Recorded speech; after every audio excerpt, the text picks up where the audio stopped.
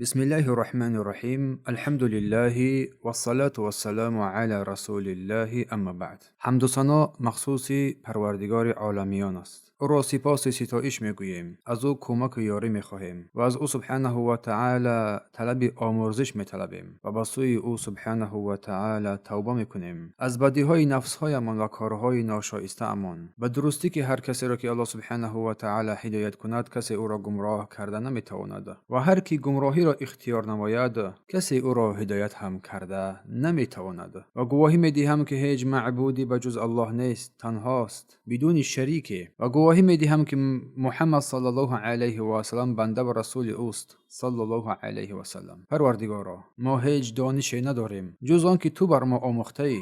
ای الله، ما را به آنچه که سودمند است بیاموز، ما را به آنچه که سودمند است بیاموز و علم ما را بیشتر و زیاده بگردان و علم نیکوی برای ما عطا فرما. الباب الخامس عشر، باب 15، فی صلاة الجنازه، باب در بیان شناسایی بر نماز جنازه و احکام الجنازه و حکمهای جنازه. الجنائز جمع جنازه، جنائز جنازه ها جمعی جنازه است. جنازه با فتح جیم، با فتح جیم به معنای میت، شخصی که مرده است می آید، کلمه جنازه. و با کسر جیم باشد جنازه به معنای تابوت یا چیزی که میت رو بر آن میبردارند و با سوی قبرستان میبرند است. و به انسان شاید که همیشه مرگ و پایان عمر خود را به یاد بیارد، یعنی به انسان شایسته است و میباید که همیشه در فکر و یادی مرگ باشد و همیشه به یاد آن بگردد و برای آن تیاری و آمادگی بیند، با عملهای صالح،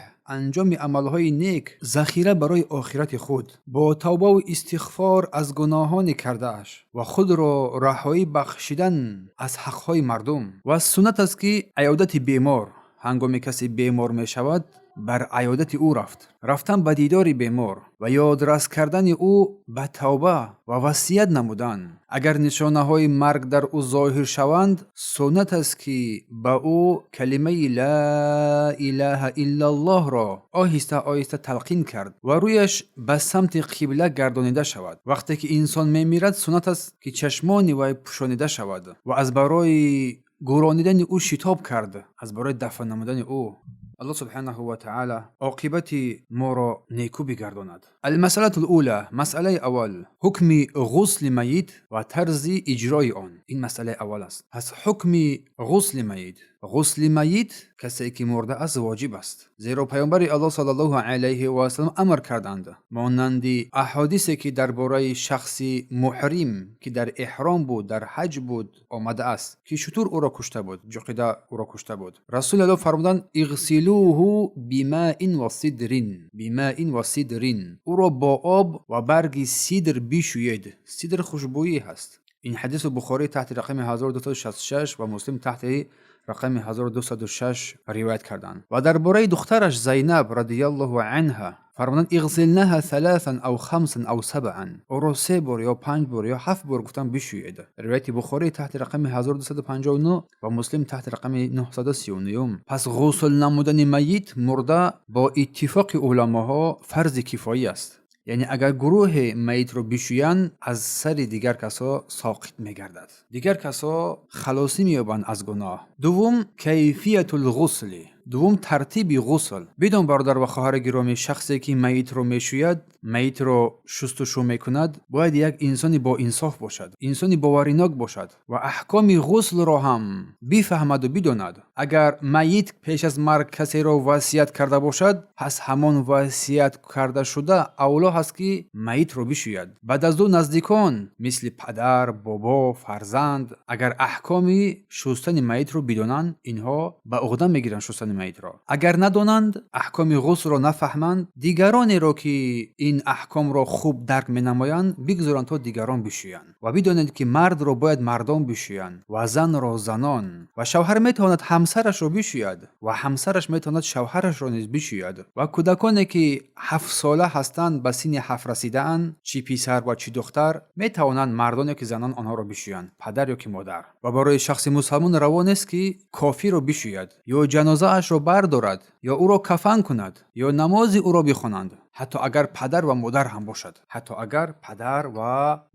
باشد، و سوی الله سبحانه و تعالی از مرگ ناآگاهی و مرگی که سبب بدبختی ما میگردد پناه میبریم. سپس آبی که با آن میت رو میشویند باید پاک و حلال و پاکیزه باشد و بدون که میت رو باید در جای پوشیده بشویند، جای محکم، از نگاه داشتن از شخصان بیگانه بدون حاجت ضرورت. حاضر شدن شخصان بیگانه بر مکانی که مرده را میشویند بدون حاجت و ضرورت بر آنها اجازه داده نشود.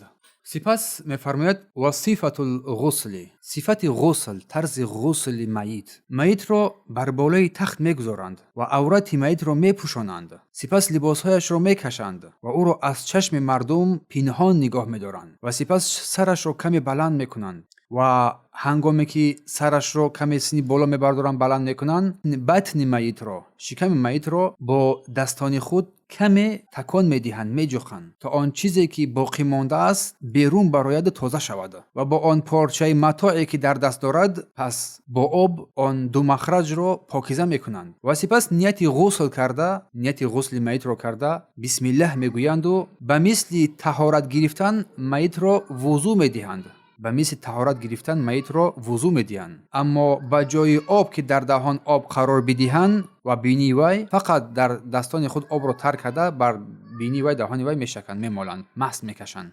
سپس سر و ریش را، مرد باشد اگر ریشش را با آب سیدر و صابون میشویند، بعد طرف راست آن را، سپس طرف چپ آن را، یک پهلو کرده طرف راست، سپس یک پهلو کرده طرف چپ آن را میشویند. با آن متاعی که در دست دارند آهسته میشکند. بهتر است که هنگام شستشو کردن میت دست را با متاع پیچاند یا دستبله میگیم، پرچتکا، چیزهایی که باشد. اگر به یک بار شستن پاک شود بسنده است و سنت است که 3 بار شسته شود، 3 بار آب ریخته شود و در شستشوی آخر باشد کمی کافور بر آب کافور اضافه کرده شود. کافور یک خوشبویی هست. بعدا میت را خوش میکنند، پاک میکنند و ناخنهایش را میگیرند، موی زیادتی را تازه میکنند و اگر که زن باشد موی زن میت را میبافند و در پشتش آوازان میکنند. این سنت است، در پشتش میگذارند.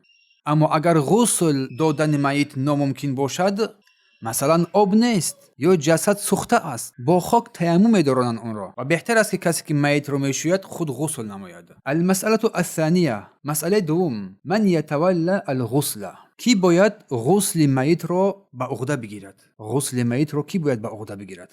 بهترین کار این است که میت را شخصی بشوید که احکام سنت غسل را خوب میداند، شخصی با انصاف، شخصی با اعتماد و عادل باشد، خصوصا اگر از خویشاوندانش باشد. چون میفرماید که لان الذين تولى غسله صلی الله علیه وسلم، زیرا شخصانی که غسل پیامبر را به عهده گرفته بودند، كانوا من اهله، که علی از اهل خانواده پیامبر بودند، مثل علی رضی الله عنه. این حدیث را ابن ماجه تحت رقم 1467 روایت کردند که البانی این را صحیح گفتند. پس اولاترین شخص برای غسل میت شخصی که میت وصیت کرده است که او را فلان کس بشوید، اگر آن احکام را بفهمد. بعداً از آن پدرش یا بابایش یا کسی که نزدیک بر آن است از طرف اصلیش، مثل فرزند، برادر و غیره. بعد سپس خویشاوندان، اگر آنها توان شستن میت را داشته باشند، از این احکام با خبر باشند، پس بدان که مرد را باید مرد بشوید و زن را زن بشوید، غیر از زن و شوهر. اگر زن وفات کرد، شوهر حق شستن او را دارد، اگر که مرد وفات کرد، زن حق شستن او را دارد. و دلیل این حدیث عایشه رضی الله عنها است که فرمودند اگر من پیشتر میدانستم نمیگذاشتم غیر از زنهای او کسی دیگر او را بشوید، یعنی که پیامبر صلی الله علیه و سلم را. عایشه فرمودند اگر من میدونستم که این امر جایز و روا است کردن این کار، اینو میفهمیدم، حتما اینکه زنان پیامبر او پیامبر صلی الله علیه و میشستند، نه کسی دیگری. روایت ابی داود و ابن ماجه و البانی این حدیث را خوب نکوش مردند. و همچنین رسول الله صلی الله علیه و سلم به عایشه رضی الله عنها گفتند لو مت قبلی لغسلتک و کفنتک، اگر تو ای عایشه پیش از من بمیری، من تو را میشویم و کفنت میکنم. روایت ابن ماجه تحت رقم 1465. و همچنین اسماء بنت امیس شوهرش ابوبکر صدیق رضی الله عنه را شست. این را امام مالک در موطا ذکر کردند. و همچنین شهیدان میدان جنگ شسته نمیشوند و کفن هم کرده نمیشوند. شهیدان میدان جنگ نه شسته میشوند نه کفن کرده میشوند. چون رسول الله میگه امر بقتل احدین، زیر رسول الله صلی الله علیه و آله امر فرمودن که کسانی که کشته شدن در احد شهید شدن با لباس های خود دفن کنن آنها را، چون که پیامبر اسلام آنها را امر به شستن هم نکردند ولم یصلی علیهم و بر آنها نماز هم نخواندند، چون آنها نیازی بر این ندارند و نیز آنها را کفن نمیکنند، بلکه با همان لباس هایی که بودن خانواده با آنها را دفن میکنند. و کودکی که پیش از مکمل شدن حامله داری از بطن مادر می افتد، خواه پسر باشد یا خواه دختر، اگر سنش به 4 ماهگی رسیده باشد باید غسل کرده شود، کفن کرده شود و نماز خوانده شود و در قبرستان مسلمانان گور کرده شود. اما اگر سن او از این کمتر باشد، 1 ماه و 2 ماه و 3 ماه، این دیگر برایش لازم نیست. المساله الثالثه، مساله سوم، حکم تکفینه و کیفیته، حکم کفن کردن آن و ترتیب آن. پس کفن کردن میت واجب است، برای آنکه پیامبر الله صلی الله علیه و سلم درباره شخص محرم که در احرام که شترش او را کشته بود فرمود کفنوه فی ثوبین، او را با 2 لباس کفن بکنید. روایت بخاری تحت رقم 1266 و مسلم تحت رقم 1206. و واجب است که تمام بدن میت پوشیده شود. اگر تنها 1 لباس کوتاه داشته باشد که تمام بدن را نمیپوشاند، باید سرش را پوشانید و با پایهایش چیزی از گیاها از علف گذاشته شود. و دلیلش آن است که حباب درباره کفن مصعب ابن عمیر رضی الله عنه گفت امرنا النبی صلی الله علیه و سلم ان نغطی رأسه، پیامبر صلی الله علیه و سلم بر ما امر کرد ما سر مصعب ابن عمیر را بپوشانیم و ان نجعل علی رجلیه من اذخیر، و در قدمهای آنها اذخیر بگذاریم، 1 علف بگذاریم. روایت بخاری تحت رقم 1276 و مسلم تحت رقم 940. قصه مصعب ابن عمیر معروف است. 1 پادشاه بچه بود، بای بچه بود، ولیکن هنگامی که اسلام را قبول کرد از بحر هر چیز گذشت و وفات کرد در حالی که حتی در بدنش برای کفن لباس نداشت. اما سر شخص محرم مرد را، کسی که در حج میمیرد، مرد را نمیپوشانند، محکم نمیکنند، زیرا رسول الله صلی الله علیه و سلم فرمودند ولا تخمروا رأسه، سرش را با چیزی نپوشانید. و کفن باید از متاعی باشد که پوست بدن مرد را نشان ندهد و مطابق عادت لباس او باشد تا به میت یا که وارثان میت ظلم کرده نشود. پس سنت است که مرد را میت را در 3 پارچه از متاع سفید پختگین کفن کرده شود و این 3 پارچه را آنها را یک پای هم پهن میکنند، بالای هم میگذارند و میت را بر بالای آن میگذارند، میخوابانند. اولا طرف راست متاع را بر بالایش میپوشانند، سپس طرف چپ را. همین ترتیب را با دوم و سوم تکرار میکنند، 3 لباسی که هست، و قسم‌های زیادتی متاع را در نزد سر یا پا بسته میکنند تا که کفن خوب نگاه داشته شود. و دلیل آن حدیث عایشه رضی الله عنها است. میگه کفن رسول صلی الله علیه و سلم، رسول الله صلی الله علیه و سلم در 3 اثواب